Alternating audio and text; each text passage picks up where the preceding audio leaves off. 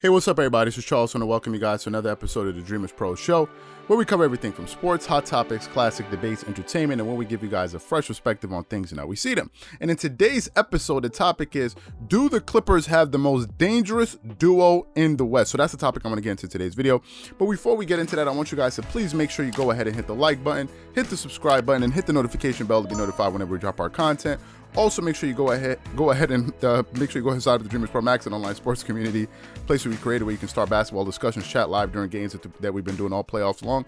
So many other cool things. So if you guys are interested in that, be sure to check that out. We have that linked in the description below and get 7 days of access. And also make sure you go ahead and click the join button to join the channel, to become a member of our channel and receive loyalty badges. Anyway, let me get into this topic here. So listen, this video is inspired by what I saw last night in Game 3 from the Clippers versus the Utah Jazz. So listen, let's go back a little bit.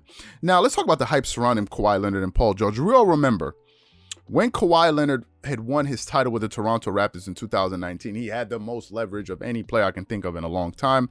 And ultimately, everybody was wondering, where would Kawhi Leonard end up signing? Jimmy Butler and all these guys are gone off the market. Jimmy Butler went to play with the...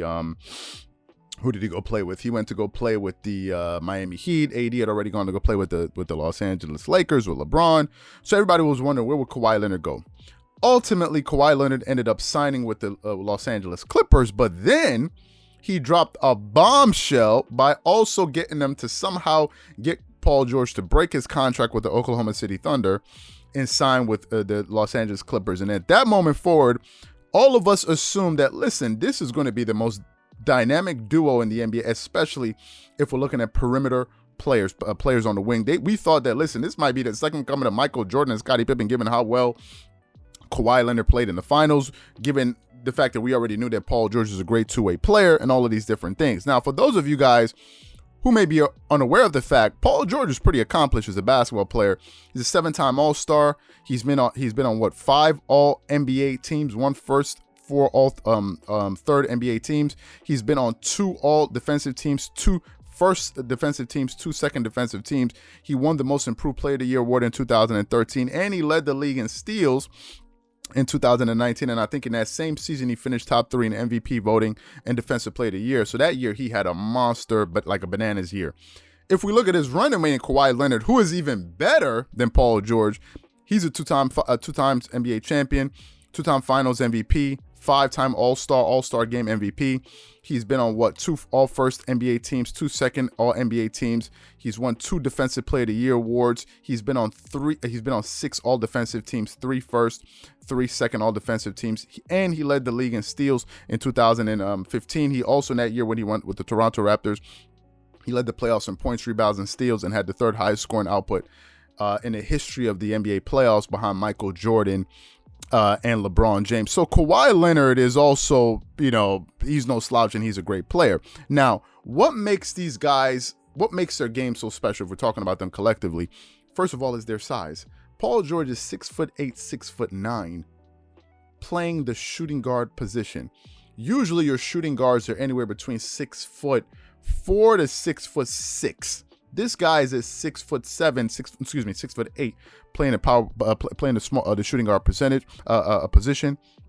He's a great two-way player. He can play back. He can play defense. Now, obviously, he can't play defense to the level that Kawhi Leonard can play at. But how many players in NBA history really can play at the level that Kawhi Leonard can play defensively? So there are only a few players if we're talking about wing players. So that that's no knock on you. You're a great defensive player. This guy's made multiple defensive teams. So he's a great two-way player as far as defense.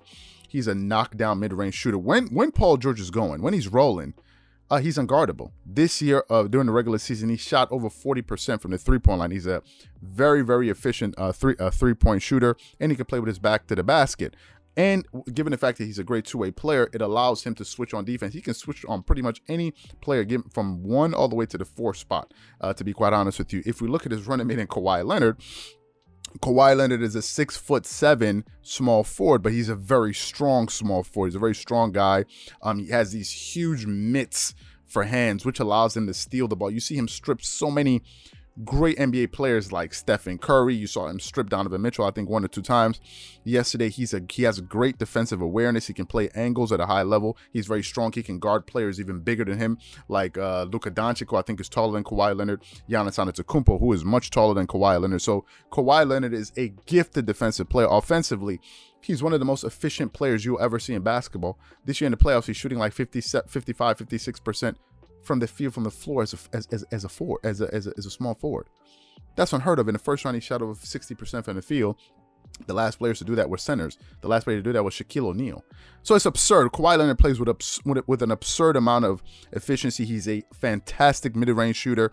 He's a high 30% three-point shooter when he's rolling, and he's a fantastic post player. He can play with his back to the basket, and also, given his versatility on the defensive side of the floor, it allows him to switch on anything. So when him and Paul George are on the floor together, they can create all kind of defensive matchups. Yesterday, you saw that Ty Lue had the luxury to say, okay, Kawhi Leonard, go play Donovan Mitchell and actually be effective. Kawhi Leonard is one of the few players you can put on a player and he'll be effective. He did it in round 1. I think at a certain point when they had to put him on Luka Doncic, he was very effective. Now you put him on Donovan Mitchell, and Donovan Mitchell did get loose at certain points of the game because Kawhi Leonard did not guard him exclusively for the entire game. But last night, Kawhi Leonard and Paul George were unstoppable. When they're both rolling, this team is virtually impossible to beat. Virtually impossible to beat. Kawhi Leonard yesterday finished the game with 34 points, 12 rebounds, 5 assists, 2 steals. Kawhi-ish, right, in 1 block. He shot 100% from the field. He didn't shoot well from the 3-point line, but I'm going to get to Paul George. And he shot 58% from the field. 58% from the field. This guy is a small forward. You look at his running mate in Paul George.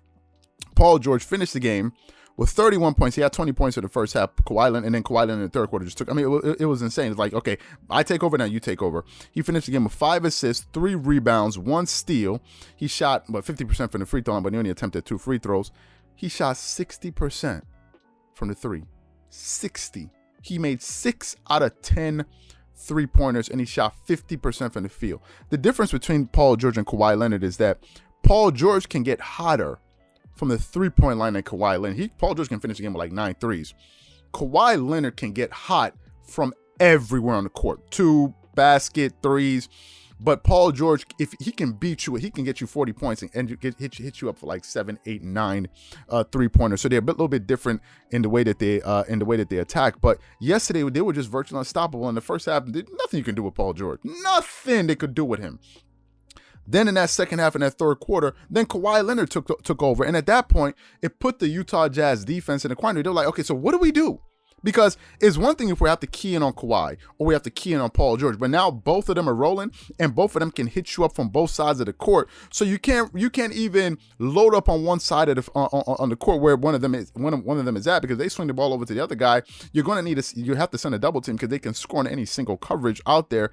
And they were basically unbeatable. And when they're hot, they're unstoppable. I saw a game this season when they both went for 40 plus points individually. That's absurd. That's unheard of. Now, of the teams remaining in the Western Conference, as far as the teams in the playoffs, they're the best duo. They're better than Nikola Jokic and Jamal Murray. Those guys are great. Kawhi Leonard is better than both of those dudes. So if Kawhi is already the better player of those two, I would say that they have the best duo between the two. Then you have the Phoenix Suns. I think they're better than Devin Booker and Chris Paul, especially given the fact that if Paul George is playing well. If Paul George is not playing well, things change. I think in the regular season, if everybody's there, I think they're just as good as LeBron and AD. I think the difference is AD if AD is playing on his A game and then Paul George is playing on his A game, then there's a bit of a wash. I think they kind of cancel each other out. But the question has always been, will Paul George be consistent? And sometimes it's been the same question with Anthony Davis. Will he show up?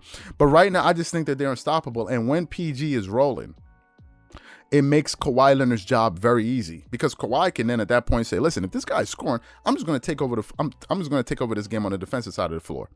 And he can just dominate you on the defensive side and let this guy go for 45 points.